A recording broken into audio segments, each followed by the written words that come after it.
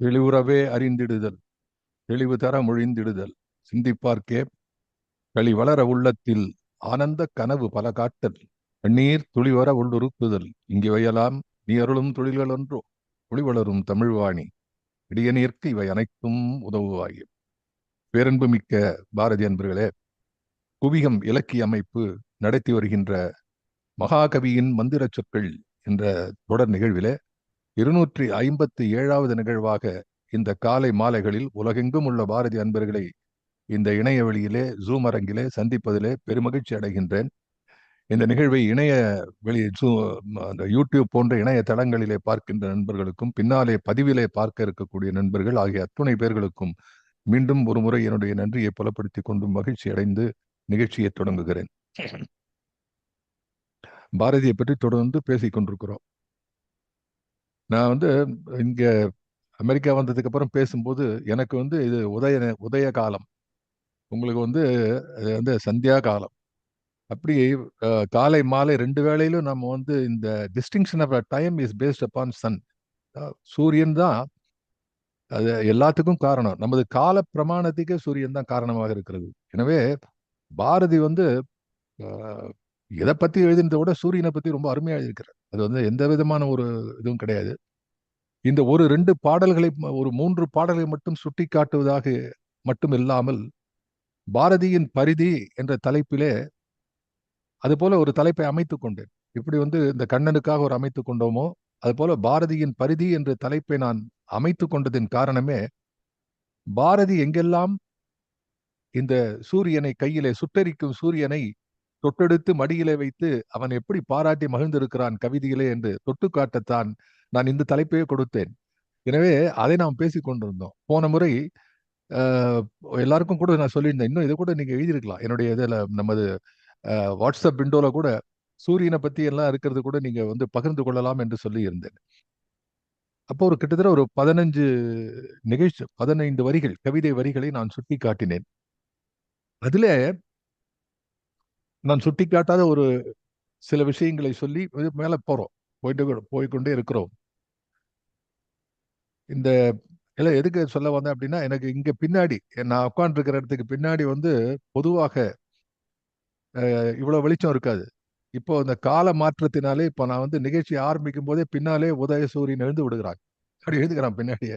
ஆக பார்க்கும்போது நீங்க பார்க்கலாம், பின்னாடி பிரைட் ஆகிட்டே இருக்கும். ஆகவே இந்த வேளையிலே அவன் சூரியனை பற்றி இதுவரை யாரும் சொல்லாத ஒரு விஷயத்தை சொன்னான். அதை நான் உங்களுக்கு சொல்லி ஆகணும். பாரதியும் பரிதியும் என்ற நிலையிலே ஏற்கனவே எல்லாருக்கும் தெரிந்த தகவல்கள். எப்படி சொன்ன, உதயனார் ஒப்பவே வா வா வா என்று இளைஞரை பார்த்து பாடுகிறான், ஞாயிறு போற்று என்று சொல்லுகிறான். எல்லாம் சொல்றதை விட இந்த எல்லாரும் சொல்லாத ஒரு விஷயத்த குயில் பாட்டுல கடைசியில சொல்றான். உங்களுக்கு தெரியும், குயில் பாட்டை ஞாபகம் வச்சுங்க. அந்த கடைசியில குயில் இவன் ஐயோ இப்படி பேசக்கூடிய இந்த பெண்மை இப்படி பேசினால் இதை ஆண் மனம் தாங்குமா என்று அது தற்கொலை பண்ணிக்கிறேன்னு அந்த குயில் இவன் கையில விழுறது. அதை எடுத்து அப்படி கையில எடுத்த உடனே பெண்ணாக மாறுகிறது. அந்த பெண்ணாக மாறக்கூடிய அந்த குயிலை பாரதி வர்ணிக்கக்கூடிய இடம் இருக்கிறதே, அது அற்புதமான இடம். அது மாதிரி ஒரு இடத்த நீங்க ஒரு குயில் பாட்டு என்ன சார், குயில் பாட்டுல உங்களுக்கு எதுதான் பிடிக்கும்னா பிடிக்காத இடமே கிடையாது. எழுதுவான் கடைசியில இந்த இடத்துல இந்த அழகு, அவருடைய மேனிலெல்லாம் அழகெல்லாம் சொல்ல முடியுமா? சொல்ல முடியாது. ஆனா கற்றவருக்கு ஒரு வார்த்தை சொல்கிறேன். எப்படி பாருங்க. அதாவது எல்லாருக்கும் சொல்லி புரிய வைக்க முடியாது. அதாவது எல்லாரையும் உள்ள விட மாட்டான். மினிமம் ஒரு கிரீன் கார்டாவது வேணும். அப்பதான் உனக்கு சில ஸ்டேட்டஸ் இருக்குங்கிறன. அது போல ஒரு எலிஜிபிலிட்டி உனக்கு வேணுங்க. என்னன்னா நீ கத்துன்னு இருக்கணும். ஏதோ ஒரு விஷயத்தை கத்துக்கலன்னா உங்ககிட்ட நான் சொல்ல முடியும். மஸ்ட் பி எஜுகேட்டட் பர்சன், உனக்கு தான் சொல்ல முடியும். மத்தவங்க சொல்ல முடியாதுன்னு சொல்லிட்டு அந்த இடத்துல எழுதுகிறான். கவிதை தனி பிழிந்த சாற்றினிலே பண் கூத்து எனும் இவற்றின் சாரமெல்லாம் ஏற்றி அதனோடே இன்னமுதைத்தான் கலந்து. இதுக்கெல்லாம் விளக்கம் நான் ஏற்கனவே கொடுத்துருக்கேன். அதனால தொட்டு தான் காட்டுறேன். மறுபடியும் அந்த அந்த மெல்லிய பூங்காற்று மேனியிலே தொட்டு போகும்போது உங்கள் நினைவினை பசுமை ஏறி அந்த பழைய வார்த்தைகளினுடைய ஜாலத்தையும் கற்பனை எண்ண திறனையும் உங்கள் மனதிலே அது காட்டும். எப்படி எழுதுறான் பாருங்க. கவிதை கனிபிழிந்த சாற்றினிலே பண்கூத்து எனும் இவற்றின் சாரமெல்லாம் ஏற்றி அதனோடே இன்னமுதைத்தான் கலந்து காதல் வெயிலிலே காய வைத்த கட்டியினால் என்று ஒரு எடுத்துறார். இது மாதிரி இந்த காதல் வெயில் அப்படின்னு ஒரு வார்த்தை இருக்கு, அது ஒரு புதிய வார்த்தை. எல்லாருக்கும் தெரியாத வார்த்தை அது, காதல் வெயில். பொதுவாக நண்பர்களே, காதலிலே வெண்ணிலவை தான் கொண்டு வந்து சேர்ப்பாங்க. நீங்க பாத்தீங்கன்னா, இப்ப கூட ஏதோ ஒரு இதுல பார்த்தேன், ஒரு சைட்ல பார்த்தேன், நிலாவை பற்றி பாடக்கூடிய பாடல்கள், திரைப்பாடல்கள், நிலாவை பற்றி என்னெல்லாம், நிலா வேவா, இந்த மாதிரி எத்தனையோ பாட்டு நம்ம அந்த ஒரு காலத்துல அந்தாதியெல்லாம் நடத்திருக்காங்க அதுல. இப்படி இருக்கக்கூடிய இடத்திலே அவன் எப்போ அந்த காலத்தை 1920க்கு முன்பேயே குயில் பாட்டிலே அவன் சொல்கிறான், காதல் வெயிலிலே காய வைத்த கட்டி. இது மாதிரி ஒரு அற்புதமான துறை. பாரதியும் பரிதியும். இது எப்படி இவனுக்கு இந்த இந்த இது வந்து சொன்னா, புதுவையிலே பாரதி வாழ்ந்த காலத்தை பற்றி பல பேர் எழுதியிருக்கிறார்கள். வாரா எழுதியிருக்கிறார், வாரா புதுவையில பார்த்திருக்கிறார். அவர் பார்த்தவர்கள் பல பேர், அங்க இருக்கக்கூடிய கூட வாவே செய்ய அரவிந்தர் இப்படியெல்லாம் இருந்த அந்த அற்புதமான சேர்க்கையில் இருக்கக்கூடிய அந்த அந்த புதுச்சேரியிலே எழுதுவார்கள். எதுகிரி அம்மாளுடைய புத்தகத்திலே கூட அவர் எழுதுகிறாள். செல்லம்மா பாரதியும் எழுதியிருக்கிறார். காலையில போனோடனே பாரதியார் அந்த கடற்கரைக்கு போய் சூரியனை பார்ப்பார். அவர் ரொம்ப பிடிச்ச விஷயம் கடல் அலைகள், அந்த கடற்கரை மண், அதுல நின்று சூரியனை தரிசனம். சூரியனை பார்த்து பார்த்து, இங்கிருந்து மண்ணுக்கு வந்த சூரியன் இல்லையா, விண்ணிலிருந்து மண்ணிலே வந்து நமக்காக வந்த இந்த சூரியன் அல்லவா, இந்த சூரியன் அந்த அந்த சூரியனை பார்த்து எப்போதும் காலையில அப்படி கைது நிற்பார். அப்போ குயில் பாட்டு எழுதுறதுக்கு முன்னாடி ஆரம்பத்துல அங்கதான் போய் புரண்டு எழுதுறாரு, காலை இளம்பருதி வீசும் கதிர்களிலே என்று அப்படியே நேர பார்த்து பார்க்கிறார். அப்படி அவர் ரசித்த ஒரு இடமாக இருக்கிறது. எனவே பாரதியின் பரிதி என்பது ஒரு பெரிய கோலம். அதனுடைய ரீச், அதனுடைய அழகு. ஏன்னா இதை வந்து அந்த பாடல்ல இருக்கக்கூடிய அழகுகளுக்கு முன்னாலே இன்னொரு ஒன்று சொல்றேன் உங்களுக்கு. இதுல முக்கியமா சொல்ல வேண்டிய இன்னொரு விஷயம், இந்த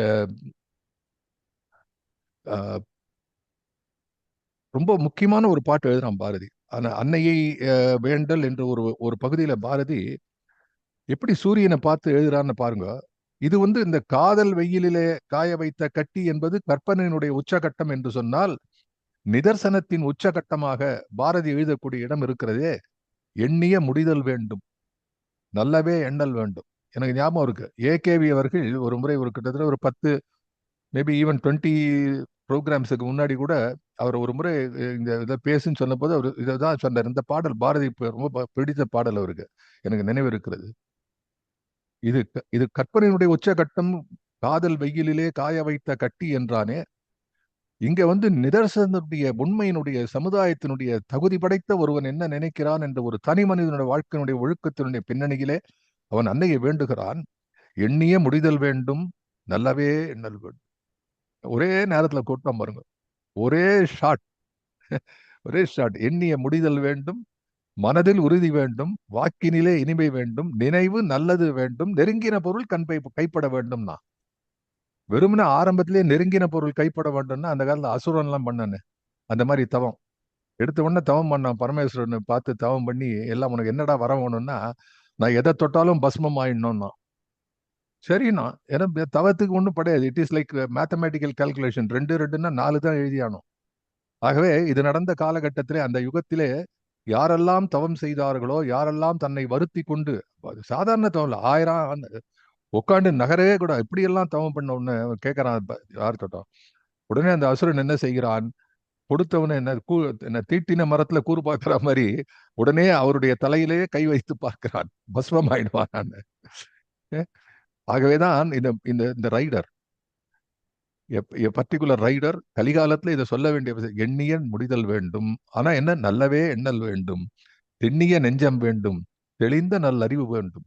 எப்பவுமே பாரதி நீங்க பாருங்க, especially to people like Usha, she can go and compile. எங்கெல்லாம் பாரதி வந்திருக்காங்க, தெளிவு இங்க தெளிவுறவே அறிந்திடுதல், இங்க எண்ணிய தெளிவு, அறிவிலே தெளிவு, நெஞ்சிலே உறுதி, மனத்து, இது அவனுடைய பாடல்ல எங்கெல்லாம் அறிவை சொல்லுகிறானோ அங்கே தெளிந்து என்ற ஒரு சொல்லையும் அடைமொழியாக பாரதி போடுவான். காரணம், அவன் கண்ட காலத்திலே, அவன் வாழ்ந்த சூழலிலே மக்கள் அறிவோடு இருந்தார்கள், ஆனால் தெளிவிலே இல்லை. அறிவு குழப்பத்தை கொடுத்தது. எந்த அறிவு உங்களை தெளிவிக்க வேண்டுமோ அது குழப்பத்தையே கொடுத்து கொண்டிருந்த காரணத்தினாலே பாரதி என்ன செய்தான், அறிவிலே தெளிவு, நெஞ்சிலே உறுதி என்றுதான் ஆரம்பிப்பான். அதுபோல இங்க என்ன சொல்றான், தெளிந்த நல் அறிவு வேண்டும்.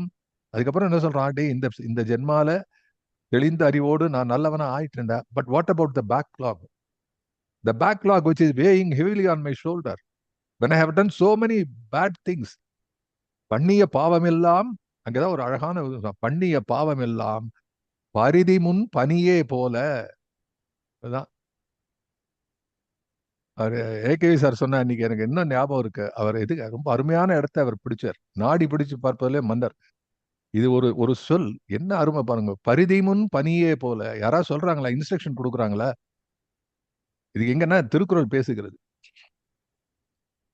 இப்படி வந்து அதாவது அன்பிலார் எப்படி வந்து சுட்டெரிக்கும் சூரியன், அதாவது நம்ம என்பிலதனை எப்படி வந்து இந்த சூரியன் எரிக்குமோ, அது அதுமில்லாத அன்பு இல்லாதவரை அறம் எரித்து விடும் என்று வள்ளுவன் பேசுகிறான். யாராவது சொல்றாங்களா சூரியன் வந்து ஒரு ஒரு புழு போன, எலும்பு இல்லாத ஒரு புழு போனா சூரியன் சுடும் அப்படின்ட்டு? இட் இஸ் நேச்சுரல், இயல்பு. அப்படி இயல்பு. பரிதி முன் பனியே போல. உனக்குன்னு ஸ்பெஷல் கேட்டகரிலாம் ஒன்றும் கிடையாது. ஒரு ஸ்பெஷல் கேட்டகரி போட்டு ஒரு அப்ளிகேஷன் ஃபார்ம் ஃபில்அப் பண்ணி நான் பண்ணினதெல்லாம் அப்படி போனா டப்புன்னு போயிடும். அந்த மாதிரி என்னுடைய பாவம் எல்லாம் விலக வேண்டும் என்று ஒரு உயர்ந்த ஒரு ஒரு எண்ணத்தை சொல்லக்கூடிய விஷயத்திலே பாரதி பரிதியை பயன்படுத்துகிறான். காரணம், இந்த சூரியன் தான் வந்து, சூரியனுக்கு வந்து ஒரு 4-5 விஷயம் இருக்கு. இந்த சூரியனை பாரதி ஏன் பாடுகிறான் என்பதற்கு இந்த நாம பார்க்கக்கூடிய முதல் பாடலை நம்ம பார்க்கலாம். அந்த பாடல்ல வரும்போது நான் சொல்கிறேன். அதுல ஆரம்பமே சுருதி என்று ஆரம்பிக்கும். அப்ப பாரதி இந்த சூரியனை பாடிய இடங்கள் எல்லாம் அவன் எங்க தொட்டிருக்கான் அப்படின்னா, அவன் வேதத்திலிருந்து எடுத்திருக்கிறான். நான் கொஞ்சம் விரிவாக பின்னாலே பேச இருக்கிறேன். சூரியனை வந்து மித்ரன் என்று சொல்வார்கள். மித்ரஸ்ய சஷ்டனி திருதா என்று சந்தியாவனத்தினுடைய ஆரம்பம், உபஸ்தான மந்திரம் காலையில பண்ணக்கூடியதுல. அப்படி சூரியனை தோழனாக, நண்பனாக, ஆசிரியனாக, ஞான ஞான தந்தையாக, எல்லாவற்றையும் எடுத்து கொடுக்கக்கூடிய ஒரு உறவுக்காரனாக, இப்படியெல்லாம் எண்ணி பார்க்கக்கூடிய பல விஷயங்களை வேதம் பேசுகிறது. ஆனா அதுக்கு முன்னாடி இந்த சூரியனை எப்படி வேதம் பேசுகிறதோ, அதை போலத்தான் அத்தனை இயற்கையை பற்றியும் வேதம் பேசுகிறது. நமது சாஸ்திர சம்பிரதாயங்கள்ல இருக்கக்கூடிய பல முக்கியமான விஷயங்கள் இயற்கையே பார்த்து கொண்டிருக்கிறது. எப்படி வந்து முன்னோர்களுக்கு, தென்புலத்தார் என்று சொல்லக்கூடியவர்களுக்கு எப்படி நீர்க்கடன் செலுத்துகிறோமோ, வள்ளுவன் பேசுகிறான் தென்புலத்தார் பற்றி. இல்லறத்தானுடைய கடமை என்ன கேட்டபோது 3 பேர். இந்த 3 பேர்ல தென்புலத்தார் ரொம்ப முக்கியம். அப்படி கொடுக்கக்கூடிய அந்த நீர்க்கடன் இருக்கிறதே, அந்த நீர்க்கடனை கொடுக்கக்கூடிய மந்திரங்கள், அதை பேசுவதெல்லாம் இயற்கைதான். உங்களுடைய முன்னோர்கள் என்னவாக ஆகியிருக்கிறார்கள் என்று பார்த்தால், இதுக்கு மேல அப்பன், பாட்டன், பூட்டன், ஓட்டன், சேயோன், பரன் என்று போகக்கூடிய அந்த 7 தலைமுறை இருக்கிறதே, அத்தனை தலைமுறை உள்ளவர்கள் எல்லாம் இங்கே மரங்களாக, இங்கே இயற்கையாக நிற்கிறார்கள் என்று நமது சாஸ்திரங்கள் பேசுகின்றன. அதை பாரதி உணர்ந்து கொண்டிருக்கிறான். அந்த வேதங்களை எப்படி, அந்த வேதங்கள் ஆங்கிலத்தில் அஃபோரிசம்ஸ் என்று சொல்வார்கள். சின்ன சின்ன வாக்கியங்களிலே மிக பெரிதான விஷயங்களை எல்லாம் சொல்வார்கள். அசதோமா சத்கமய, இந்த மாதிரி வரக்கூடியதெல்லாம் சின்ன சின்ன, எப்படி இதுதான் வந்து விவேகானந்த சுவாமிகள் எடுத்து கையாண்டார்.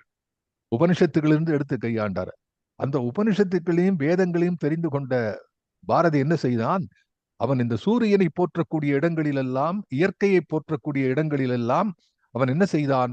உபனிஷத்தை போல தன்னுடைய தன்னுடைய எழுத்துக்களை அவன் மாற்றி அமைத்துக் கொண்டான்.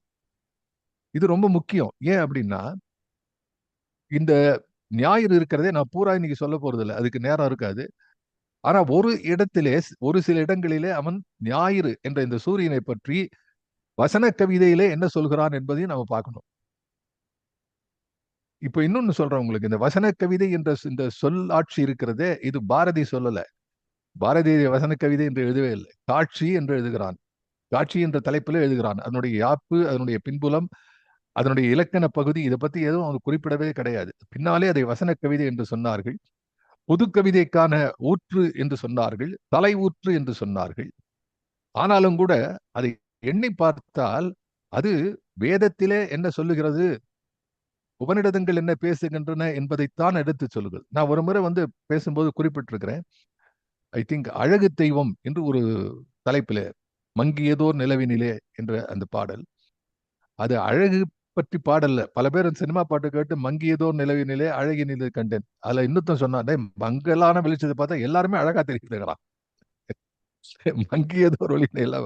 ஆனா அந்த மங்கள ஆரம்பிச்ச அந்த கவிதை 7 ஞான கேள்விகளுக்கு ஞான பாடல் வரிசையிலே வைத்து எண்ணக்கூடிய பாடல். அந்த பாடல் அழகு தெய்வம். அதை பேசும்போது நான் சொல்லி இருக்கிறேன், எக்ஸாக்ட் டிரான்ஸ்லேஷன் ஆஃப் எப்படி வேதத்துல இருக்கக்கூடிய வரிகள் இருக்கணும், அதையே பாரதி வந்து தமிழ்ல டிரான்ஸ்லேட் பண்ணியிருக்கிறான். போன முறை சொன்னேன், காயத்ரி மந்திரத்தை டிரான்ஸ்லேட் பண்றான். செங்கதிர் தேவன் சிறந்த ஒளியினை தேர்ந்தெடுக, அவன் நம்மை நன்றாக நடத்த வேண்டும், சிறப்புற நம்மை நடத்த வேண்டும் என்றெல்லாம் அர்ஜுனன் பாஞ்சாலியிடம் சொல்வதை எல்லாம் குறிப்பிட்டேன். ஆகவே இந்த பின்னணி இருக்கிறதே அதை புரிந்து கொள்ள வேண்டும். பாரதி சூரியனை பாடுகிறான். அந்த சூரியனை வேதங்கள் பாடி இருக்கின்றன. வேதங்கள் ஏன் சூரியனை பாடுகின்றன, அதுக்கும் பாரதிக்கும் என்ன சம்பந்தம்னு பேசுமணி போன்ற பெரியவர்கள் எல்லாம் ஆய்வு கட்டுரையிலே பிரமாணமா எழுதியிருக்கிறார்கள். எல்லாம் படித்து பார்க்க வேண்டும். ஏன்னா, அதாவது பாரதி இதை தாண்டி ஒரு சிந்தனை என்ன அப்படின்னா, பாரதி சாதாரணமா ஒரு விஷயத்தை எழுதவே இல்லை சார். இவ்வளவு பெரிய ஆச்சரியம். நம்ம கேட்ட எதை வேணா எழுதுங்க சார். ராக்கெட்டை பத்தி ஒரு கவிதை எழுதுங்க சார். ஓகே, நமக்கு ராக்கெட்டை பத்தி தெரியணும். கீழேந்து மேல போகும். விண்ணிலிருந்து மண்ணுக்கு சிந்தும் விந்தை, இன்று அது என் கவிதையிலே தொட்டது சிந்தை. இதே மாதிரி ஏதாவது ஒரு கந்தையும் எழுதியே போட்ட வேண்டியதுதான். எதை வேணா எழுத வேண்டியதான். But Bharathi is not like that. Please understand that. Everything. அவன் எறும்பை பற்றி எழுதினாலும், இந்த அண்டத்தை பற்றி எழுதினாலும், அதை ஆழ உணர்ந்து செலச் சொல்லி என்பார்கள். பேசுவதில் செலச் சொல்வது என்று ஒரு வார்த்தை உண்டு. அதாவது மனசுக்குள்ள போய் பதியுமாறி பேசுவது, செலச் சொன்னான் என்பார்.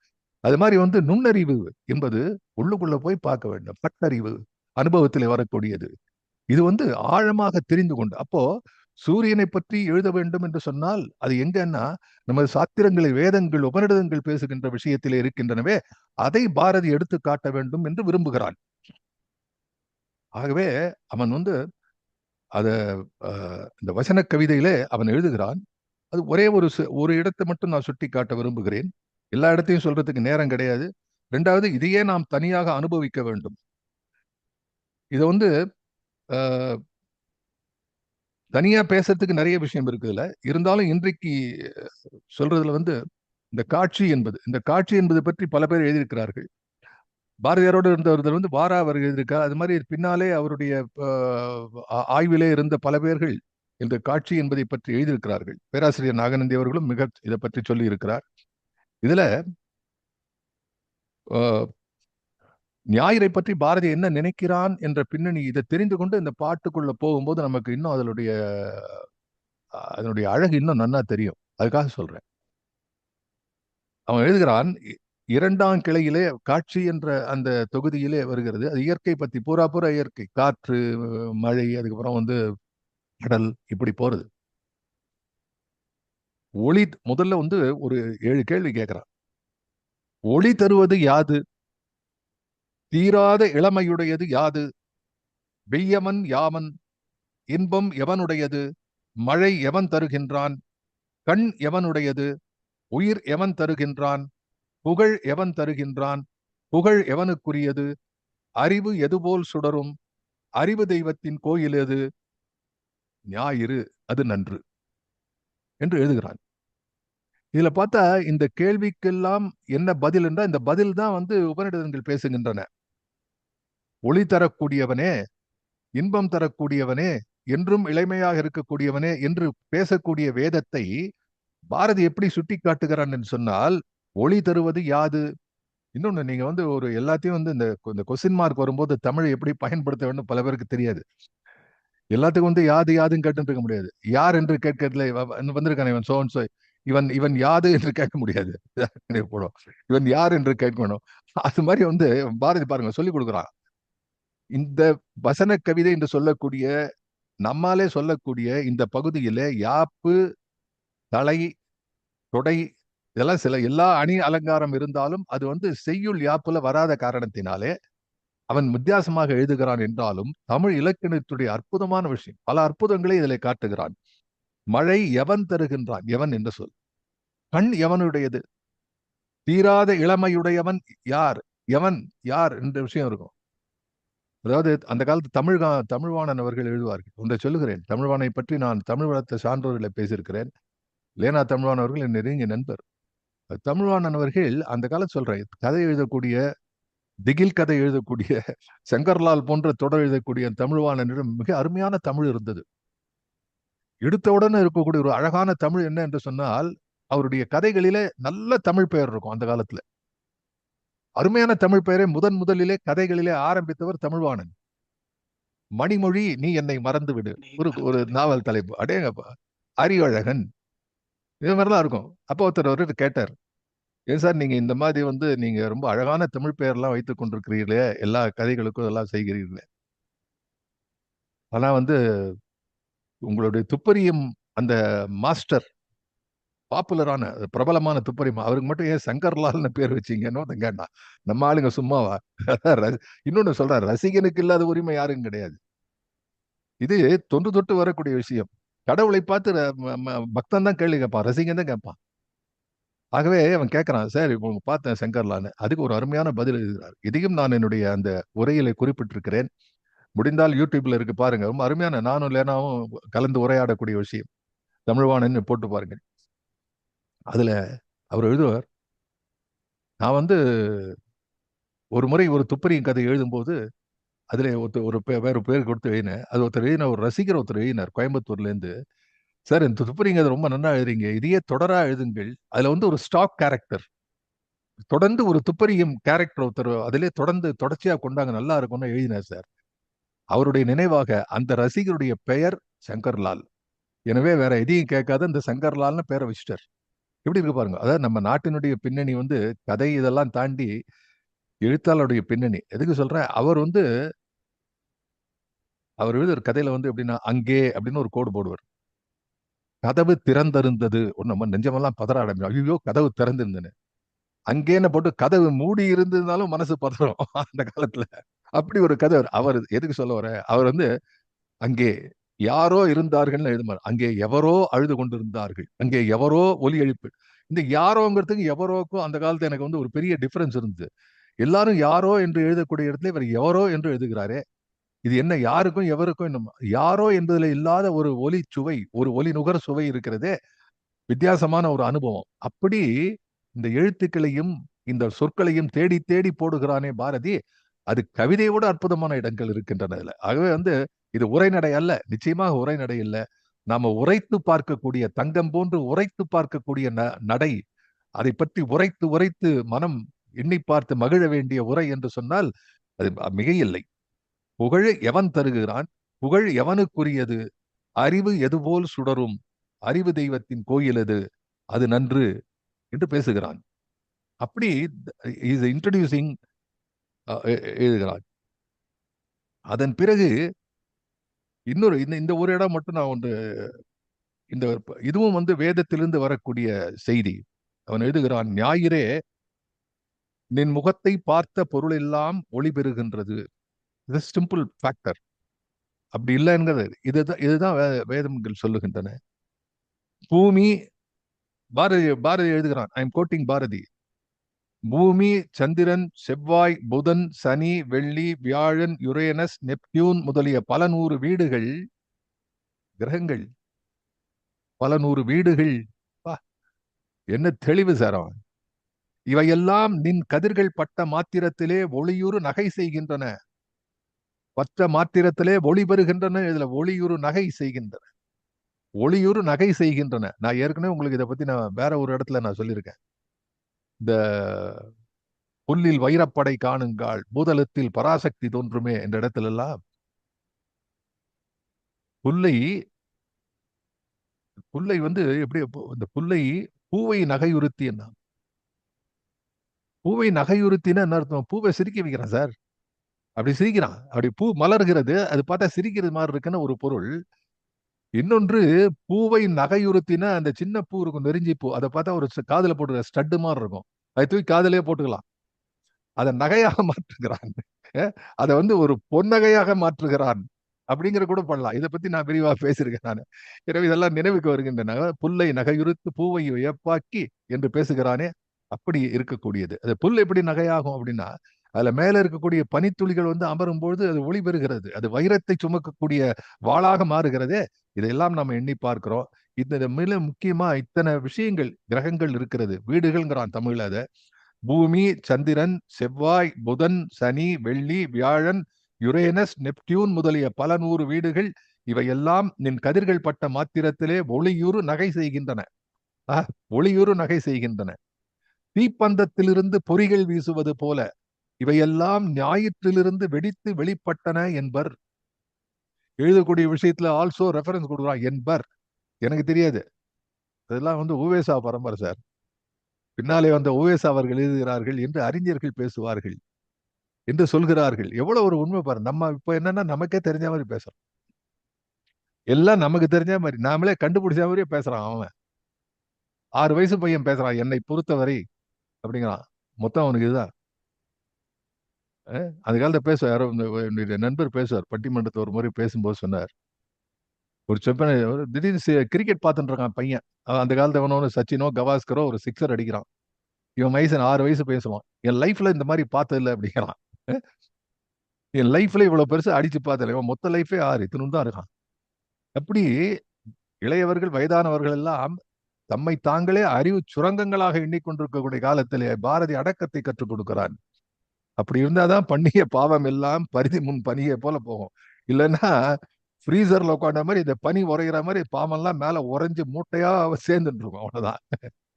அவன் எழுதுறான் பாருங்க, என்பர் இவற்றை காலம் என்னும் கல்வன் மறுவினான், இவை ஒளி குன்றி போயின. கல்வன் மறுவினான் அப்படின்னா மறுவுதல் என்றால் தழுவுதல். ஒளி இழந்தன, ஒளி இழந்தன அல்ல, ஒளி குறைந்த ஒளியுடன். ஒளி இருக்கிறதுக்கும் இல்லாததுக்கும் பாரதி பிரிச்சு பார்க்கிறான். ஒளியற்ற பொருள் சக்தி சகத்திலே இல்லை. ஒளியற்ற பொருள் இதெல்லாம் படிச்சு பார்க்கணும் நீங்க எப்போ டைம் கிடையாது. It is more interesting than any other portion of stories or literature that you read. எழுதாம பாருங்க, ஒளியற்ற பொருள் சகத்திலே இல்லை. உலகத்துல ஒளியற்ற பொருளே கிடையாது. இருள் என்பது குறைந்த ஒளி. How can you do that? இருள் என்பது குறைந்த ஒளி. செவ்வாய், புதன் முதலிய பெண்கள் ஞாயிற்றை வட்டமிடுகின்றன. இந்த அபிப்பிராயம் இருக்கிறதே, சூரியனை தலைவனாகவும் மற்ற கிரகங்களை எல்லாம் பெண்களாகவும் இன்க்ளூடிங் பூமி, இது வேதத்தில் இருக்கிறது. நான் பின்னாலே சொல்ல இருக்கிறேன், இணைத்து காட்ட இருக்கிறேன். வேதங்கள் பேசக்கூடிய அந்த அந்த சரத்துக்கள் இருக்கின்றனவே, அந்த சின்ன சின்ன அந்த மெசேஜ் அஃபோரிசம்ஸ் என்று சொல்லக்கூடிய வாக்கியங்கள் இருக்கின்றனவே, அவை இதை குறிக்கின்றன. அதை பாரதி அப்படியே எடுத்துக் கொடுக்கிறார். இவை தமது தந்தை மீது காதல் செலுத்துகின்றன.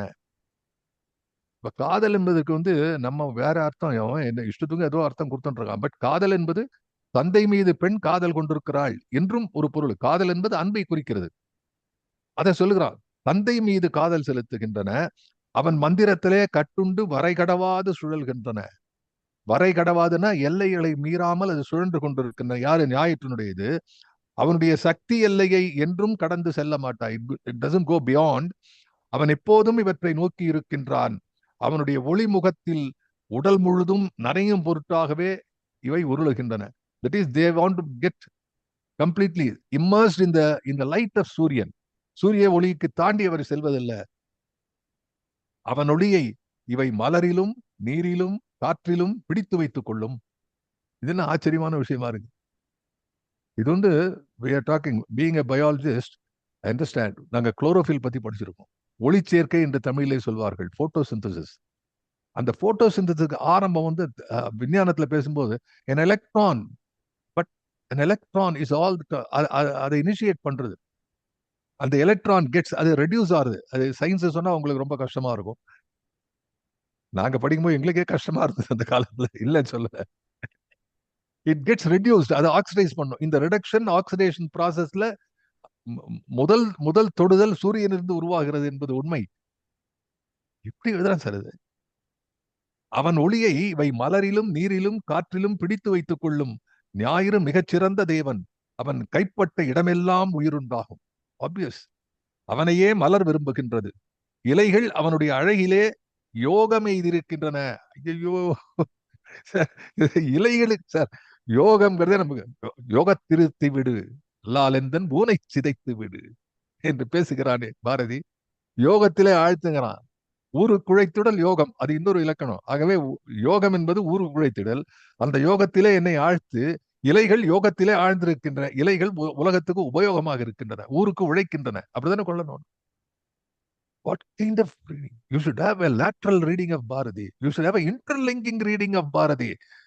பாரதி என்ற எழுத்துக்களுடைய பின்னல் வலையிலே சுற்றி சுற்றி இங்கொங்குமா தொட்டு தொட்டு பார்க்கும்பொழுதுதான் அவனுடைய அற்புதமான எண்ண சிதறல்கள் எல்லாம் ஏதோ ஒரு இலக்கை நோக்கி செல்லுகின்றனவே. அது இந்த மனித குலத்தை உயர்த்துகின்ற ஒவ்வொரு அடிகளாக சுழல்கின்றன. இதை தாண்டி என்ன சொல்ல முடியும்? அவன் எழுதுகிறான் அதுல, அவனை நீரும் நீரும் நிலமும் காற்றும் உகந்து கழியுறும். எல்லாம் வார்த்தைகள் இல்ல என்ன கேட்டா, தி கிரேட் வேர்ட்ஸ் ஆஃப் பாரதின்னு கேட்டா வசன கவியிலிருந்து கிட்டத்தட்ட ஒரு 150 வார்த்தைகளை எடுக்கலாம். உகந்து கழியுறும். அது என்ன கழியுறும்? உகந்துன்னா விரும்பி, கழியுறும்னா இன்பம் வரும். உகந்து கழியுறும் அப்படிங்கிறான். விரும்பி கழிவுறுதல்.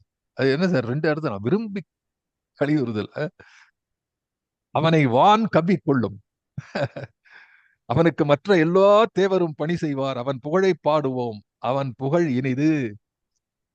அந்த புகழை என்ன பாடுறான்? முதல் பாட்டை பார்க்கலாம் சார்.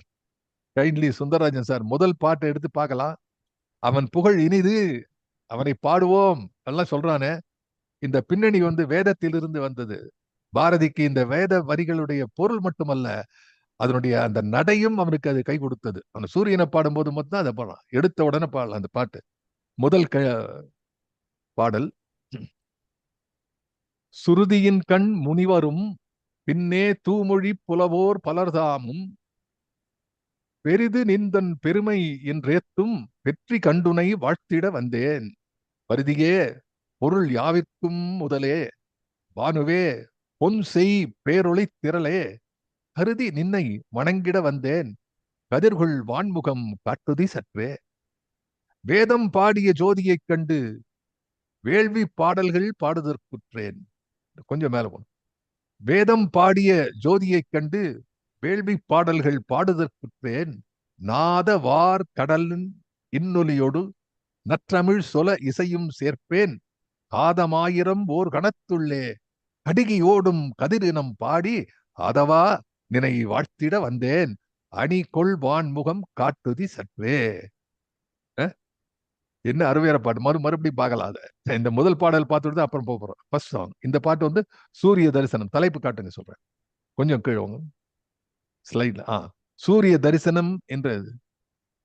இது ராகம் பூபாலம். அதனுடைய பின்னணி நான் சொன்னது போல இது என்னன்னா ஒரு ஸ்டேஜ் செட். என்ன அப்படின்னா, பாரதி கடற்கரையிலே நிற்கிறார். எங்க? புதுச்சேரி கடற்கரையிலே பாரதி நின்று கொண்டிருக்கிறார் உதய காலத்திலே. அதனுடைய ராகம் பூபாலம். பாரதி பூபால ராகம் என்று எழுதினுடைய பின்னணியே இந்த ராகங்கள், பல ராகங்கள் எந்த நேரத்துக்கு பாடுறதுங்கிறது இருக்கு. மற்ற நேரத்துக்கு பாடுறதுங்கிறது தப்பு கிடையாது. இப்ப கச்சேரியில பாடுறா ஒருத்தர் கேட்டார், என்ன இது மாதிரி தான் கேட்டார், என்ன சார் இந்த ராகத்தை இங்க பாடுறீங்களா? என்ன இப்பதான் சார் எனக்கு சான்ஸ் கொடுத்தான் பாடுறதுக்கு, நான் இங்க பாடாது எங்க பாட வேண்டார். ஆகவே ஆகவே அந்த காலத்துல இந்த இப்ப இருக்கிற சம்பூர்ண ராமாயணம்னு ஒரு படம் அந்த காலத்துல. அந்த சம்பூர்ண ராமாயணத்துல அவர் என் டி ராமராவ், அவர் தான் ராமனாந்தவர். அப்படி ஒரு சிவாஜி கணேசன் பரதனா வருவார்னு நினைக்கிறேன். ஐ டு நாட் நோ. அதுல ராவணன் பாடுற பாட்டு ரொம்ப ரொம்ப பாப்புலர் பாட்டு. ராவணன் பாடுறது. அது அந்த பாட்டு ஆரம்பம்னா அந்த பாட்டு உறுத்தணும். அதுல எங்களுக்கெல்லாம் அந்த காலத்தை பிடிச்சது என்னன்னா, அது வேத வாக்கு மாதிரி. அது ஒருத்தன் கேட்பான். அது ஏன்னா Ravanan is considered to be இசையில பெரிய ஆளாம. அவன் இமயமலை அசைச்சவன் சார். சாதாரண இல்ல. கையை விரல் மாட்டிடுது. இது சார் விரல் மாட்டிடுதேன்னா ஏன் சார் இமயமலையை அரைச்சிருக்கா? அது கூட மாட்டல. இறைவன் பார்த்தான், இவன் ரொம்ப ஆடுறான்டான்ட்டு லேசா காலால தொட்டான், கீழே அழித்தான். இல்லைன்னா இறைவனை தூக்கியிருப்பான். இப்படி இசையாலே அதை உருக வைத்தான். அப்படி சாமவேதத்திலையும் இசையிலும் அவங்ககிட்ட அந்த ஸ்டேஜ். அந்த காலத்தை இன்னொன்னு சொல்ற ஒரு விஷயம், ஜஸ்ட் 20 வயசு இருக்கும்போது ஏபி நாகராஜன் அதுக்கு டயலாக் எழுதுறாரு. த சேம் சுந்தரராஜன் தான் அவருக்கு வாக்கிங் டிக்ஷனரி ஆன் திரைப்பாடல்கள். வீணை கொடியுடைய வேந்தனே. அந்த பாட்டு எல்லாருக்கும் ஞாபகம் வருதா? அதுல ஒருத்தன் கேட்பான், ஐயா வெண்பா பாடும் ராகம் எதுவோ, உடனே அவர் அது சங்கராவரணம் அப்படிம்பாரு. இது மாதிரி ஒவ்வொரு பாட்டுக்கு ஒரு ராகம் என்ன அப்படிங்கிறத பாடும்போது காலையில் பாடும் ராகம் பூபாலம் அப்படிங்க. அப்பவே மனசுல பதியும் பூபாலம். இந்த அப்போ இது பார்க்கும்போது இதெல்லாம் பாரதி எழுதினது. பாரதியுடைய கையெழுத்தினாலே அதன் தலைப்பு சூரிய தரிசனம் என்று வைத்து பல பாடல்கள் கிட்டத்தட்ட ஒரு 20-30 பாடல்களுக்காவது அபிஷியலா பாரதி ராகம் என்ன என்று எழுதியிருக்கிறார் தன்னுடைய கையில. அப்படி ராகத்தை குறிப்பிடப்பட்ட ஒரு பாடல் இது. அது பூபாலம் என்று எழுதியிருப்பதனாலேயும், பூபாலம் காலையிலே அதுவும் உதய காலத்திலே பாடக்கூடிய அந்த ராகம் என்பதாலும் நாம் என்ன ஏற்றுக்கொள்ளலாம் என்றால், பாரதி புதுச்சேரி கடற்கரையிலே ஏர்லி மார்னிங் கூட இந்த குழந்தைகள்லாம் கூட அழைச்சின்னு போறான் அவர். அதை பத்தி எதுகிரி அம்மாள் எழுதியிருக்கிறார்கள். அங்க போன உடனே இருக்காரு இவர் ஏகேவி எழுதியிருக்கார். TK. Bhagavathi Ravanan. Correct, TK. Bhagavathi. அப்ப அவருடைய முகம், ஆனா அந்த முகம் ராவணனுடைய முகம் வந்து ராவணனை பத்தி ஏகேவிக்கு தானே தெரியும். ராமாயணம் பேசுறவருக்கு தான் ராவணனை பத்தி தெரியும். அதனால உடனே சொல்லிட்டார் அவர். அதுல நான் ரொம்ப ரசிச்சது என்னன்னா, அந்த ராவணன் கொடூரமா இருக்க மாட்டான் சார். இந்த பகவதி அவன் வந்து ராவணனா இருந்தா கூட அவன் முகத்துல ஒரு பெரிய ஒரு அறிவு கலை இருக்கும். ரொம்ப பிரமாதமான கேஸ்ட். அதாவது கேஸ்ட் செலெக்ஷன் இருக்க அந்த சினிமால. சரி, எங்கேயோ போயிட்டு இருக்கு. சினிமா பத்தி பேச ஆரம்பிச்சிட போறோம். நம்ம சூரிய தரிசனத்தை இருக்கோம் இப்போ. அந்த சூரிய தரிசனத்தை பார்க்கும்போது எடுத்த உடனே சுருதியின் கண் முனிவரும் பின்னே. இந்த முதல் வரி என்னன்னா, முதல் அடி சுருதி என்பது வேதத்தை குறிக்கிறது. ஸ்ருதி ஸ்மிருதி புராணானாம் என்பது வடமொழியில சொல்லக்கூடியது. ஸ்ருதி ஸ்மிருதி என்பது வேதங்களையும் உபநிடதங்களையும் பற்றி பேசுகின்றன. பின்னாடி இருக்கக்கூடிய ஸ்மிருதி, மனுஸ்மிருதி போன்றவர்கள். அப்படி ஸ்ருதியின் கண், இங்க கண் என்பது நம்ம பார்க்கக்கூடிய கண் அல்ல, இது 7ஆம் வேற்றுமை உருவு. ஸ்ருதியின் கண் என்றால் ஸ்ருதியின் இடத்திலே அவன் கண் விடல். எல்லாத்துக்கும் நம்ம இதுதான் திருக்குறள் தான். இதனை இதனால் இவன் செய்து முடிக்கும் தெரிஞ்சு சொன்னார். அதனை அவன் கண் விடல். அதனை அவன் கண் விடல்னா அவனை தூக்கி அவன் கண்ணுல தூக்கி கண்ணாடிக்குள்ள போடுன்னு அர்த்தம். அவன் கண் விடல்னா அவனிடம். அது அதனால ஸ்ருதியின் கண் வேதத்திலே, வேதத்தினிடை வேதத்தின் கண், வேதத்திலே முனிவரும், வேதத்திலே முனிவர்கள் செய்திருக்கிறார்கள். பின்னாலே யார் பாடினார்கள்? தூமொழி புலவோர் பலர் தாமும். தூமொழி புலவோர். தூமொழி புலவோர் என்பதற்கு பொருள் என்னன்னா, தூய மொழியை பயன்படுத்தக்கூடிய புலவர். அதுக்கு என்ன பொருள்? தூய மொழியின இப்ப இன்னைக்கு சொல்றான். இன்னைக்கு பார்த்தா அதுவும் இப்போ இந்த தேர்தல் களத்திலே தமிழகத்தில் இருக்கக்கூடிய அந்த யூடியூப் பத்திலாம் பார்க்கும்போது வசை சொற்கள் நிறைய இருக்கின்றன. சொற்கள் தூய தூய சொற்கள் எப்படி இருக்கும்? நல்ல வெள்ளை பேப்பர்ல அழகா எழுதுறதா? இல்ல. இதை தாண்டி இருக்க வேண்டும். அந்த காலத்துல ஒருத்தர் எழுதினார். இவர் இந்த பேர் ஸ்ரீனிவாசன் என்று ஒரு இருந்தார். அவர் வந்து நச்சு இலக்கியத்தை எதிர்ப்போம் என்று ஒரு பெரிய போராட்டமே நடத்தினார்கள் இந்த காலத்துல. ஐ ரிமெம்பர் அவர் பேரு சீனிவாசன். அவர் ஏஜி சாஃப்ட்வேர்ல ஒர்க் பண்ணான்னு நினைக்கிறேன். அவருடைய இதுல நாங்க கூட சில மீட்டிங் போயிருக்கோம். நச்சு எழுத்துக்களை எதிர்ப்போம். அதாவது எழுத்துக்கள் மொழி தூமொழி புலவோர் சாதாரண ஆள் அல்ல. உண்மையை, தூய்மை என்பதற்கு பொருள் என்னன்னா உண்மைன்னு அர்த்தம். அது இது எப்படி வள்ளுவன் எழுதுறான்னா, புறந்தூய்மை நீரானமையும் உளந்தூய்மை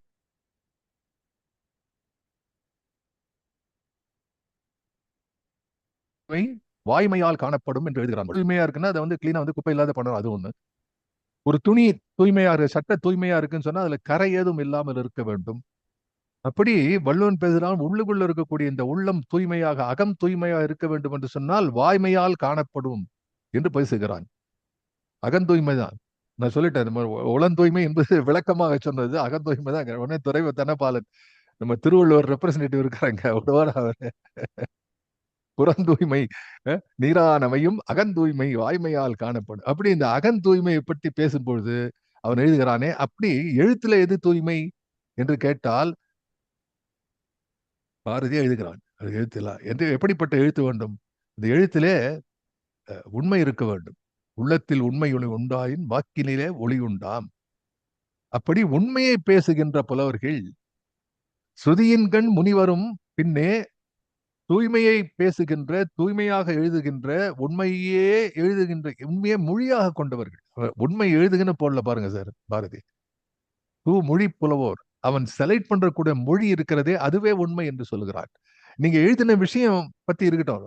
த very selection, the vehicle of your thoughts, the language, the linguistic aspect of your writing, அதுவே ஒரு தூயதாக இருக்கிறது என்பதை பற்றி தூமொழி புலவோர் பலர்தாமும்.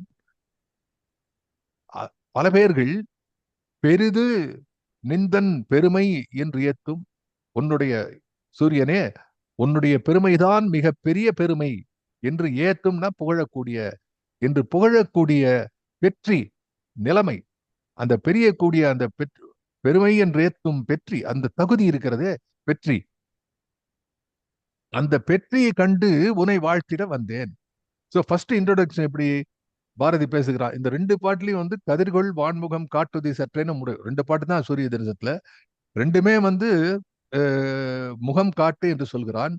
அப்போ நம்ம என்ன நினைக்கிறோம்னா, இது உதய சூரியனாக இருக்கிறது. சூரிய தரிசனம் என்பது அவனுக்கு அப்பதான் வருகிறது. பா நீ முகம் காட்டு, கிட்ட போய் பாடுகிறான், நீ வா என்று. இது இந்த காலையில எழக்கூடிய சூரியன், எனக்கு தெரிஞ்ச கன்னியாகுமரிக்கு போறவங்க எல்லாம் வந்து, கன்னியாகுமரி பல பேர் போயிட்டு ஒரு நாள் தங்குவாங்க அங்க ஹோட்டல் தங்கி. நானும் பல முறை செய்திருக்கிறேன். அங்க தங்கி மறுநாள் காத்தால வந்து இந்த ஏர்லி மார்னிங் சன்ரைஸை பார்க்கறதுக்குன்ட்டு ஒரு கூட்டம் போகும். அதே மாதிரி வந்து when I visited Darjeeling, fencing இன்ஸ்டியூட்லாம் இருக்கு அங்க. ஏர்லி மார்னிங் ஒரு 4:30 மணிக்கு போயிட்டு டார்ஜிலிங் மேலே போனோம்னா அந்த லேண்ட் ரோவர் வச்சிருப்பான். அதுல வந்து உயிரே உதிர்ந்து போயிடும் அப்படி ஓட்டுவான் அந்த வண்டியை மலைப்பாதையில. அவன் அந்த ஜீப் மாதிரி இருக்க அந்த லேண்ட் ரோவர் தூக்கின்னு போகும்போது அதுல இருக்கிற 4 வீல்ல வந்து கிட்டத்தட்ட 3 வீல் வெளியில போயிட்டு வரும். மலையில இருக்கக்கூடிய பள்ளத்தாக்குல ஒரு 3 வீல் போயிட்டு மறுபடியும் உள்ள வரும். இப்படி எல்லாம் போயிட்டு அந்த காலங்காத்தால அந்த வெள்ளி பனிமலைகளுக்குள்ளே இந்த சூரியன் கிளம்பக்கூடிய நேரம் இருக்கிறதே, அதை பார்த்து ரசிக்கக்கூடியவர்கள் தினவர் ஒன் ஆஃப் த கிரேட்டஸ்ட் வேண்டும் என்று சொன்னால் அந்த சூரிய உதயத்தை பார்க்கக்கூடியது. ஏன்னா பல பேர் சூரிய உதயத்தை பார்க்கதில்லை.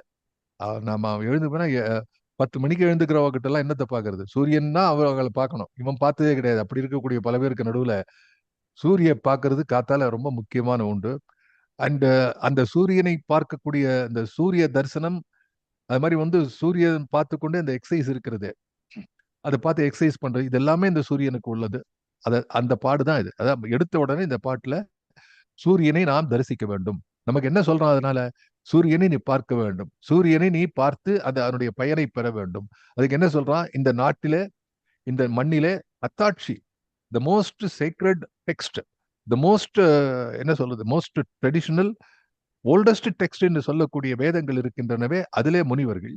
அதன் பிறகு மோஸ்ட் டிபெண்டபிள் டெக்ஸ்ட் லிட்ரேச்சர் என்று வரக்கூடிய நல்ல உண்மையான புலவர்கள் எழுதி வைத்திருக்கிறார்கள். இவர்கள் அத்தனை பேரும் எந்த விதமான வேறுபாடுமின்றி, இறைவா சூரியனே உன்னைத்தான் வேண்டிக் கொண்டிருக்கிறார்கள், உன்னைத்தான் பாராட்டி இருக்கிறார்கள். என்ன என்று பாராட்டினார்கள் என்றால் அந்த விளக்கமா சொல்லல.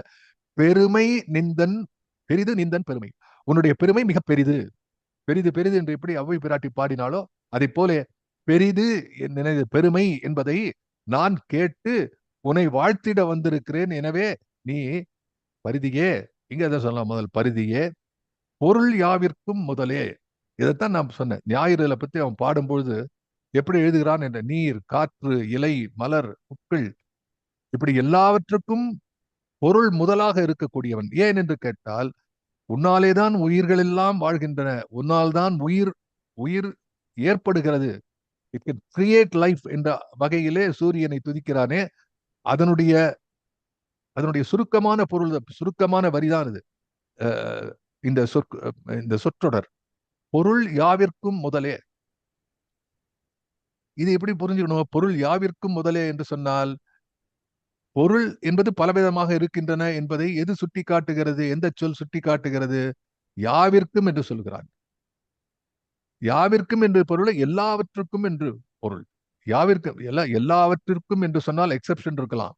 ஆனா யாவிற்கும் என்று சொல்லக்கூடிய அந்த சொல்லாட்சி இருக்கிறதே, அது வந்து அன்டினையபிளி எ கன்ஃபார்ம்டு ஆக்சென்ட் அண்ட் இன்டர்பிரிட்டேஷன். அதனுடைய கொனோட்டேஷன் என்று சொல்லுவார் ஆங்கிலத்துல.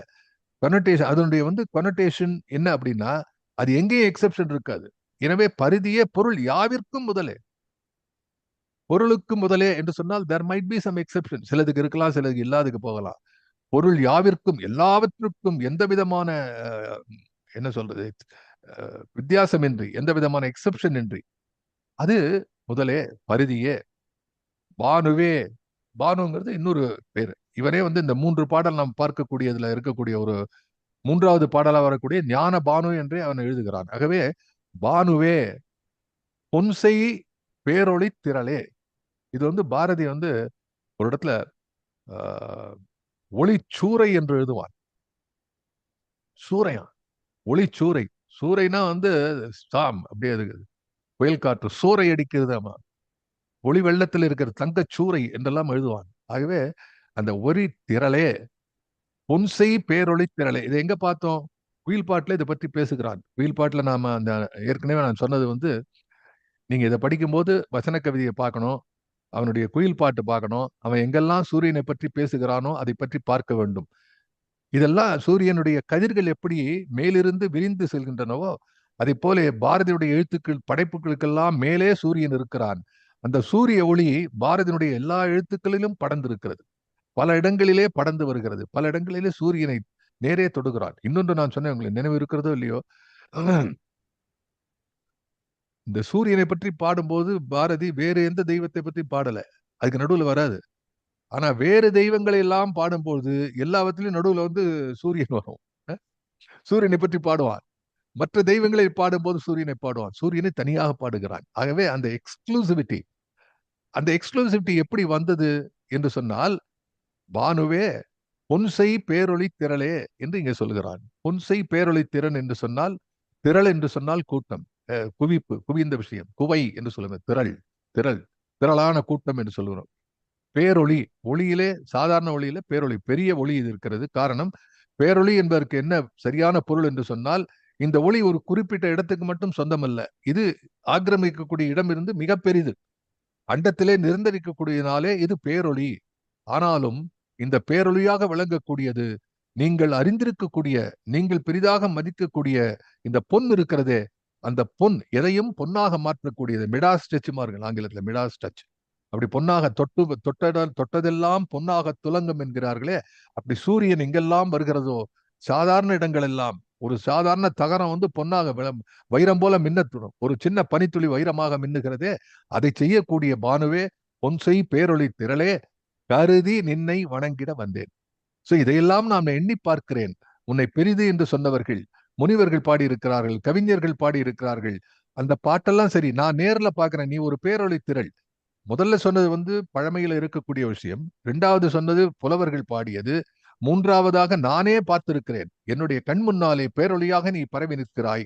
நான் நன்கு அறிந்த பொன் இருக்கிறதே, தங்கம் இருக்கிறதே, அந்த தங்கத்தை நான் பார்க்கக்கூடிய அந்த விஷயமாக இதை சொல்லுகிறான். எனவே கருதி, இதையெல்லாம் கருதி, இதையெல்லாம் எண்ணி பார்த்து உன்னை வணங்கிட வந்தேன். கதிர்கொள் வான்முகம் காட்டுதி சற்றே. வான்முகம் என்பதை எப்படி பிரித்து படிக்க வேண்டும்னா, வாழ் பிளஸ் முகம். அது வந்து இந்த புணர்ச்சி விதியிலே அந்த இல் என்பது இந்த தன்னகர ஒற்றாக மாறுகிறது. வான்முகம் என்று, வாழ்முகம் என்பது வான்முகம்.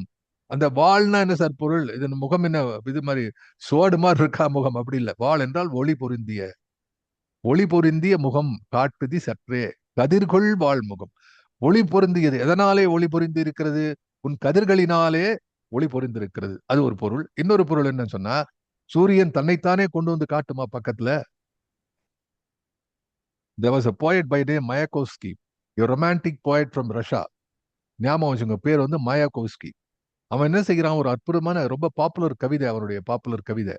அந்த கவிதையிலே அவன் எழுதுகிறான், சூரியனை பார்த்து சொல்றான், சூரியனே நீ வந்து எப்பவும் ஓயாம வேலை பண்ணிட்டு இருக்கிய, உனக்கு ஓய்வே கிடையாது. Why don't you come and have tea with me? என்ன தாட் பாருங்க சார். எல்லா உலகத்தினுடைய கவிஞர்களுக்கு ஏன் மரியாதை அப்படின்னா, நாம் எண்ணாத விஷயத்தை அந்த கவிஞன் எண்ணி எண்ணி பார்க்கிறான். அதுதான் அந்த மயக்கோஸ்கி என்ன பண்றான், சூரியனே என் கூட வந்து உட்காந்து கொண்டு டீ சாப்பிடு. கீழே இறங்கி வரான் சூரியன். சூரியன் கூட வந்து உட்காண்டா சுடு சுடும் இல்ல, அந்த சூட்ல எப்படி, அந்த சூட்ல காப்பி. இது அந்த கவிதையை படிச்சு பார்த்தா அழகு. ஆகவே சூரியனை வந்து வான்முகம் ஒளி முகுந்த காட்டு சற்றே என்கிறான். காட்டுதி சற்றே என்றால் நீ அருகு வந்தால், நீ அருகே வந்து விட்டால் தாங்க முடியாது. உன்னுடைய ஒளியினுடைய அந்த ஒளி, அந்த வெப்பத்தினுடைய அந்த கடுமை இருக்கிறது, தாங்க முடியாது. ஆகவே தங்கமுறுக்கி தழல் குறைத்து என்று சொன்னானே, அதை போலே உன்னுடைய கதிர்களாலே கதிர்கொள் வான்முகம், உன்னுடைய ஒளி பொருந்திய முகத்திற்கு அதனுடைய காரணமாக விளங்கக்கூடிய கதிர்களினாலே, அந்த கதிர்கள் மூலமாக உன் முகத்தை கொஞ்சம் காட்டு. அதான் விஷயம். இது வந்து அப்படி கையை இப்படி வச்சுட்டு கைகளை கூப்பிக்கொண்டு பாரதி கடற்கரையிலே நின்று கொண்டு பாடுகிறான் என்று மனத்திலே ஒரு கற்பனையை ஏற்படுத்திக் கொள்ளுங்கள். பாரதி புதுச்சேரி கடற்கரையிலே கிழக்கு பக்கம் பார்த்து கடலினுடைய அந்த அடிவாரத்தை பார்க்கிறான். அந்த அது பிரிந்து கொஞ்சம் கொஞ்சமா கதிர்கள் வர ஆரம்பிக்கின்றன. இந்த பாடலை அவன் சொல்வது போல மனதிலே நினைத்துக் கொள்ளுங்கள். அவன் பாடுகிறான், சுருதியின் கண் முனிவரும் பின்னே சுருதியின் கண் முனிவரும் பின்னே தூமொழி புலவோர் பலர்தாமும் பெரிது நிந்தன் பெருமை என்றேத்தும் வெற்றி கண்டுனை வாழ்த்திட வந்தேன் பரிதியே பொருள் யாவிற்கும் முதலே பானுவே பொன் செய் பேர் ஒளித்திரளே கருதி நின்னை வணங்கிட வந்தேன் கதிர்கொள் வாழ் முகம் காட்டுதி சற்றே. அப்படி பார்க்கறான், கொஞ்சம் லேசா கதிர் வருது. அடுத்த பாடல் ஆரம்பிக்கிறான். அடுத்த பாருங்க, வேதம் பாடிய ஜோதியைக் கண்டு வேள்வி பாடல்கள் பாடுதற்குற்றேன். இது நமக்கு ஏற்கனவே சொன்னேன். வேதம் பாடிய ஜோதியைக் கண்டு அப்படின்னா என்ன அர்த்தம்? வேதங்கள் போற்றிய ஜோதினா சூரியன் அர்த்தம். இங்க வேதம் பாடிய ஜோதியாகிய சூரியனே உன்னை கண்டு வேள்வி பாடல்கள் பாடுதற்குற்றேன். இங்கதான் ஒரு அழகு. என்ன அழகுன்னா, வேதங்கள் சூரியனை மட்டும் பாடல, அவைகள் வேள்விகளை பற்றியும் சொல்லுகிறது. வேள்வினா யாகம். ஊரு கிழத்திடர் யோகம் நலம் ஓங்கிடுமாறு வருந்துதல் யாகம் என்று பேசுகிறான் பாரதி. அப்படி வேள்வி என்பது இந்த நாட்டுக்கு பயனுடைய விஷயத்திற்காக அக்னியிலே ஆகுதி கொடுப்பது. இன்னொன்று உங்களுக்கு சொல்றேன், இந்த அக்னி என்பவன் நமது சாஸ்திரப்படி இந்த அக்னி என்பவன் நமது எண்ணங்களை எல்லாம் மேல் உலகத்துக்கு கொண்டு செல்பவன். அதனால்தான் அக்னி சாட்சிங்கிறான் எல்லாத்துக்கும். அக்னையே நமஹா என்று சொல்லிதான் ஆரம்பம். இந்த அக்னி தான் முக்கியம் எல்லாத்துக்கும். அக்னியுடைய சாட்சியில் தான் திருமணங்கள், இறப்பு, பிறப்பு எல்லாவற்றையும் இந்து மதம் நடத்துகிறது. ஆகவே இந்த அக்னி சாட்சி அது எங்க? நமது எண்ணங்களை எல்லாம் மேல் உலகத்துக்கு கொண்டு செல்பவன் அக்னி என்றால், மேல் உலகத்தினுடைய ரெப்ரசன்டேட்டிவாக அங்கிருந்து நமக்கு நன்மை செய்பவன் சூரியன். எனவேதான் மித்ரன். அவனை மித்ரன் என்கிறோம், வருணம் என்கிறோம், பாகன் என்று சொல்கிறோம். இப்படி 4 பெயர்கள் உண்டு அவனுக்கு. அதை பற்றி நான் விளக்கமாக பிறகு சொல்கிறேன். சூரியனுக்கு 4 பகுதிகளாக வைத்து வேதம் பாடுகிறது. சூரியனுடைய 4 ஆஸ்பெக்ட். ஒன்று நமக்கு அறிவை கொடுப்பது, இன்னொன்று நமக்கு இன்பத்தை கொடுப்பது, இன்னொன்று நம்மை பாதுகாப்பது, இன்னொன்று நமக்கு படைக்கக்கூடிய உழைப்பை கொடுப்பது. இப்படி 4 விதமாக வேதம் பாடிய ஜோதியைக் கண்டு, அந்த வேதம் பாடிய என்ற இடத்தை நான் பின்னாலே விளக்க இருக்கிறேன். இன்றைக்கு அவ்வளவா நேரம் இருக்காது. அப்படி அந்த வேதம் பாடிய ஜோதியைக் கண்டு வேள்வி பாடல்கள் பாடுதலுற்றேன். தன்னுடைய பாடல்களை பற்றி பாரதி என்ன சொல்கிறான் என்று கேட்பார்கள். அவன் எழுதுறான் ஒரு இடத்துல, எட்டயபுரம் மகாராஜா கரும சொல்றான், சொல் புதிது, சுவை புதிது, சோதிமிக்க நவகவிதை என்னாலும் இனிது. என்னுடைய கவிதைகள் எப்படின்னா சுடர்மிகு கவிதைகள் என்று தன் கவிதைகள் பற்றியே சொல்கிறான் என்பார்கள். இந்த இடத்த பல பேர் சொல்ல மாட்டார். இந்த அளவு உள்ளுக்குள்ள போய் பார்த்தாதான் தெரியும். தன் பாடல்களை வேள்வி பாடல்கள் என்று பாரதி சொல்கிறார். இதை குறித்துக் கொள்ளுங்கள். இது வந்து யாரும் சொல்றது கிடையாது. என்னுடைய நண்பர்கள், இதை வரக்கூடிய நண்பர்கள் இதை சொல்லணும். வேள்வி பாரதி தன்னுடைய பாடல்களை என்ன பாடல்கள் என்று சொன்னா தெரியுமா? வேள்வி பாடல்கள். அது எப்படிப்பட்ட வேள்வி பாடல் தெரியுமா? எப்படி வேதங்கள் சூரியனை பாடுகின்றனவோ அதை போலே அதை பார்த்து வேள்வி பாடல்கள் பாடுதற்குற்றேன். உனக்கு ஆகுதியாக உன்னை வைத்து செய்யக்கூடிய வேள்விக்கு அந்த எப்படி நெய்யூற்றி ஆகுதி, இந்த நெய் மூலமாக உனக்கு நெய் சோறு படைப்பார்கள். அன்னத்திலே நெய் ஊற்றி அன்னம், அந்த அன்னம் பிரம்மே திவ்யஜானாத் என்று சொல்வது போல அன்ன சுத்தி என்பார்கள் நெய்க்கு. நெய்க்கு பேர் வந்து அன்ன சுத்தின்னு சொல்வது காரணமே, அந்த நெய் ஊற்றும் பொழுதுதான் இது அக்னி மூலமாக மேலுலகத்தை தேவர்களை சென்று அடையக்கூடியது என்பது நம்ம சாஸ்திரம், நம்ம நம்பிக்கை. எனவே இதை பாடுதற்குற்றேன். நாத வார் கடல் இன்னொலியோடு நற்றமிழ் சொல இசையும் சேர்ப்பேன். இது என்ன சார்? இதுதான் அகச்சான்று. நான் என்ன சொன்னேன்? பாரதி வந்து புதுச்சேரி கடற்கரையிலே நின்று கொண்டிருக்கிறான் என்று சொன்னேன். அதுக்கு என்ன அகச்சான்று என்றால் இதுதான். எங்க நிற்கிறான்? கடல். அந்த கடல் என்ன செய்கிறது? நாத ஆர் கடல். இந்த ஒலிக்கின்ற கடல் இருக்கிறதே, நாதத்தை இசையாக ஒலிக்கின்ற கடல். இதைதான் முதல்லயும் பேசுறான். காலை இளம்பருதி வீசும் கதிர்களிலே என்று சொல்லக்கூடிய இந்த அலைகடல் வேதம் ஓதுகிறது என்கிறான் குயில் பாட்டுல. இந்த அலை ஓசை என்பது வேதத்தினுடைய ஓசை போல இருக்கிறது என்கிறானே. அப்படி அந்த நாதத்தை இசைக்கக்கூடிய கடலின் இன்ஒலியோடு நற்றமிழ் சொல்ல இசையையும் சேர்ப்பேன். நான் இங்க பாட போறேன். எங்க பாட போறேன்? நான் வந்து கடற்கரையில நிற்கிறேன். கடல் அலைகள் ஓமென்ற அந்த சொல் மூலம் ஓமென்ற அந்த ஒலியோடு இசையும் சேர்த்து கொடுக்கிறதே, வேதங்கள் ஒலிப்பது போல.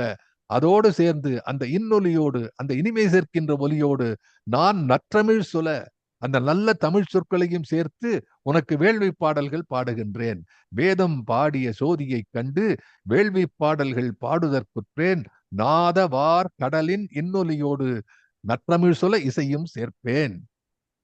காதமாயிரம் ஓர் கணத்துள்ளே கடுகி ஓடும் கதிரினம் பாடி. உன்னை எப்படி தெரியுமா உன்னுடைய கதிர்களை பாடுவேன்? காதமாயிரம், ஒரு காதம்ங்கிறது வந்து ஒரு 15 கிலோமீட்டர்ஸ்னு வச்சுக்கலாம். சம்திங் ஒரு 10 to 12 மைல்ஸ், அல்லது அது குறைவா இருக்கலாம் காதம் என்று சொல்லுவோம். ஆனா அவன் என்ன சொன்னா காதம் 1000ங்கிறான். ஒரு காதம் இப்படின்னா இன்டூ 1000 போட்டுக்கணும். இன்டூ 1000 இல்ல, டு த பவர்.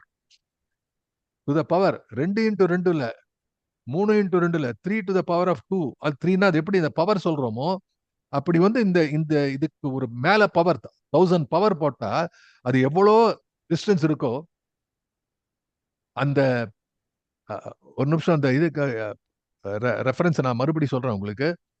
காதமாயிரம் ஓர் கணத்துள்ளே, இந்த ரெஃபரன்ஸ் வரும்போது இதுக்கு மேல இருக்கிற 1000 என்பது மிக அதிகமான தொலைவில் இருந்து ஓர் கணத்துள்ளே கடுகியோடும். ஒரு கணத்துல, அதாவது he is not giving the exact measurement of the velocity of light. ஆனாலும் இந்த ஒளியினுடைய வேகம் இருக்கிறதே, அந்த ஒளி வேகத்தை இங்கே குறிக்கிறான். அந்த ஒளி வேகத்தோடு ஓடக்கூடிய இந்த கதிரனம் பாடி ஆதவா. இங்க இது வந்து மூன்றாவது சொல். முதல்ல பரிதிங்கிறான், அதுக்கப்புறம் பானு என்று சொல்கிறான், இங்க வந்து ஆதவா என்று சொல்கிறான், நாலாவது ஜோதி என்று சொல்கிறான். அப்போ இந்த 2 பாடல்ல வந்து பாரதி சூரியனுக்கான 4 வார்த்தைகளை பிரயோகம் செய்கிறான்.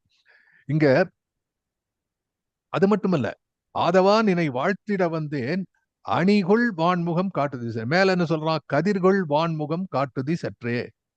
இங்க வந்து அணிகொள் வான்முகம் காட்டுதி சற்றே. ரெண்டுத்துக்கும் என்ன டிஃபரன்ஸ்? மேல வந்து கதிர்கொள் வான்முகம் என்று சொல்கிறான். அத கதிர் என்று சொன்னதை அடுத்த பாடலிலே விளக்கி சொல்கிறான். எங்க சொல்றான்? காதமாயிரம் ஓர் கணத்துள்ளே கடுகியோடும் கதிரினம் பாடி.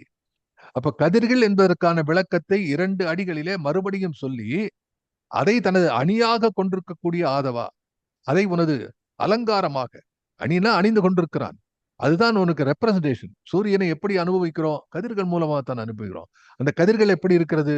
ஆயிரக்கணக்கான பல்லாயிரக்கணக்கான மைல்களை தாண்டி வருகிறது. அப்படின்னா அவனுக்கு பூமி மேல எவ்வளவு ஆசை இருக்கணும், எவ்வளவு தூரம் ஓடி போனான். ராம வந்து தேடி தேடி இலங்கையில இருக்கிற சீதையை தேடி ஓடினானே, அப்ப எவ்வளவு அன்பு காதல் ராமனுக்கு சீதை மேல இருக்க வேண்டும். இது என்ன சார் திடீர்னு ரெஃபரன்ஸ் அப்படின்னா, இனி வரக்கூடிய காலங்களில ராமாயணத்தை கேட்க இருக்கிறோம். ஏகே விசாரத்தை ராமாயணத்தை கேட்க இருக்கிறோம். அதனால அந்த ஒரு வார்த்தையை சொல்லிதான் நீங்க முடிக்கணும். இன்னும் ஒரு நிமிஷம் இருக்கு, அதுக்குள்ள அதையும் நான் சொல்லணும். எப்படி வந்து ராமன் தேடிய சீதையை போல இந்த மண்ணை தேடிய மகானுபாவன் அந்த பானு, அதை தேடி ஓடுகிறானே அணிகொள். அப்படி அந்த அணி சேர்த்து வான்முகத்தை பாடுகிறான். இதுல ஒரு ஒரு சில லைன்ல ஒரு மாறுதலை சொன்னார்கள். இந்த ஸ்கிரீன்ல இருக்கிற எழுத்துக்கு மாறுது, மறுபடியும் பார்க்கலாம். வழக்கம் போல அடுத்த பாடலை நான் பார்க்கும்போது இதுல விட்ட குறை, தொட்ட குறை, சுட்ட குறை, சுடாத சுட்ட பழம் வேண்டுமா, சுடாத பழம் வேண்டுமா? நம்ம இன்னைக்கு சுட்ட பழத்தை பார்த்தோமா, சுடாத பழத்தை பார்த்தோமா? ஆகவே இன்னும் கொஞ்சம் சூடு மிச்சம் இருந்தால் அந்த சூட்டை நாம் அடுத்த வாரம் பார்க்கலாம். அன்பர்களே, அத்துணை பேர்களுக்கும் மிக குறிப்பாக நண்பர் ஏகே அவர்களுக்கும் என்னுடைய மிகுந்த நன்றியையும் மரியாதையும் புலப்படுத்திக் கொண்டு சொற்பொழிவை நிறைவு செய்கிறேன். நன்றி, வணக்கம்.